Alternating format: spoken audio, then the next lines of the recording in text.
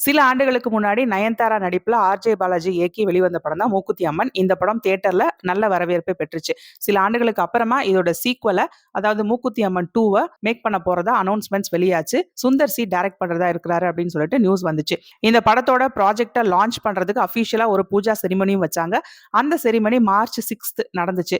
இதுல படத்துல நடிக்கிற முக்கியமான காஸ்ட் அண்ட் க்ரூ பார்ட்டிசிபேட் பண்ணாங்க. இந்த படம் ஸ்பிரிச்சுவலா ஒரு எங்கேஜிங் படமா மட்டும் இல்லாம ஒரு ஃபேண்டசி டிராமாவும் ஒரு ஸ்ட்ராங் சோஷியல் மெசேஜ் சொல்லக்கூடிய ஒரு படமாவும் இருக்கும் அப்படின்னு சொல்லிட்டு எதிர்பார்க்கலாம். இந்த படத்தோட பூஜை முடிஞ்சு படப்பிடிப்பு ஸ்டார்ட் பண்ண உடனேயே இந்த படத்துக்கு கொஞ்சம் ப்ராப்ளம் வந்துருச்சு. என்ன அப்படின்னா, செட்ஸ்ல ஒரு டிஸ்அக்ரிமெண்ட் நடந்திருக்கு. நயன்தாராவுக்கும் ஒரு அசிஸ்டன்ட் டைரக்டருக்கும் ஒரு காஸ்டியூம்லால பிரச்சனை வந்திருக்கு. இந்த காஸ்டியூம் பிரச்சனையினால நயன்தாரா அந்த அசிஸ்டன்ட் டைரக்டரை கொஞ்சம் கடுமையா திட்டினதாக சொல்லப்படுது. இதனால செட்ல உள்ள எல்லாரும் பயங்கரமா டென்ஷன் ஆயிட்டாங்களாம். இந்த விஷயம் கேள்விப்பட்டதும் படத்தோட டைரக்டரான சுந்தர் சி ஷூட்டை நிறுத்த சொல்லிட்டாரு. அது மட்டும் இல்லாம ஷூட் ஆரம்பிச்சதுனே இந்த மாதிரி ப்ராப்ளம்ஸ் வந்தனால நயன்தாராவை படத்துல இருந்து எடுத்துட்டு அந்த இடத்துல தமிழாவை போட்டுடலாம் அப்படின்னு சொல்லிட்டும் சுந்தர் சி யோசிச்சதா சொல்லப்படுது.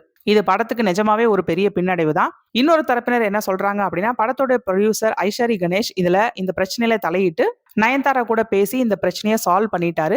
அதனால பொள்ளாச்சியில நடக்க இருந்த அந்த ஷெடியூலை மட்டும் கேன்சல் பண்ணிட்டு மிச்சம் இருக்கக்கூடிய அந்த ஷெடியூலோட மற்ற பகுதிகளை பொன்னியம்மன் டெம்பிள், அதாவது சென்னை ஆலப்பாக்கத்துல இருக்க பொன்னியம்மன் டெம்பிள்ல ரெசியூம் பண்ணிட்டாங்க அப்படின்னு சொல்றாங்க. இது உண்மையா இல்லையா அப்படின்னு படக்குழுவினர் இன்னும் தெளிவா எந்த விதமான அறிவிப்பும் கொடுக்கல. Hope the issues are resolved.